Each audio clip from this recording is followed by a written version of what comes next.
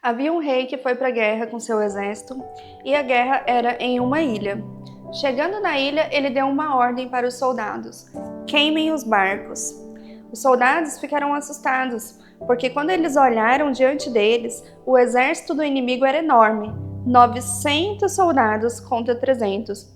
Mas eles, obedientes ao rei, queimaram os barcos. Quantas vezes Deus nos convida para uma guerra, para uma segunda etapa? E quantas vezes nós temos a mania de deixar um barco ancorado na ilha? Quantas vezes Deus nos convida para um segundo nível e nós temos medo? Nós temos medo de queimar o barco do passado, o barco do pecado, o barco dos vícios antigos, as coisas antigas, e nós sempre queremos deixar ali uma coisa como reserva, né? Nós pensamos, se não der certo eu volto ali para aquela vida antiga, para aquele pecado, para aqueles maus costumes, e isso é errado. Em Lucas 14:33, Jesus falou: quem não renunciar a tudo quanto tem, não é digno de ser meu discípulo. E aquele que colocou a mão no arado não pode olhar para trás.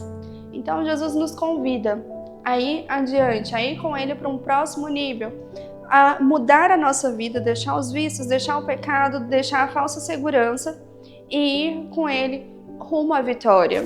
1 Reis 19:19-21 diz: partiu, pois, Elias dali e achou a Eliseu, filho de Safate, que andava lavrando com 12 juntas de boi, e ele estava com a 12ª.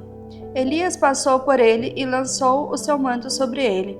Então deixou Eliseu os bois, correu após Elias e disse: deixa-me beijar o meu pai e a minha mãe, e então te seguirei. Elias respondeu: vai e volta, pois já sabes o que te fiz. Voltou Elias para trás, tomou a junta dos bois e os matou, e com os aparelhos dos bois cozeu as carnes e as deu ao povo e comeram. Então se dispôs e seguiu a Elias e o servia. Então, na Bíblia, nós temos o exemplo de uma pessoa que queimou os barcos. Eliseu, quando ele teve o chamado profético, ele matou os bois e queimou o arado. Para ele, o arado e os bois era algo importante, porque era o trabalho dele, era a profissão dele. Então, ele decidiu queimar, entre aspas, a profissão dele para seguir Jesus, para seguir o ministério. Então, esse é um exemplo para nós, de uma pessoa que abre mão de tudo para seguir Jesus.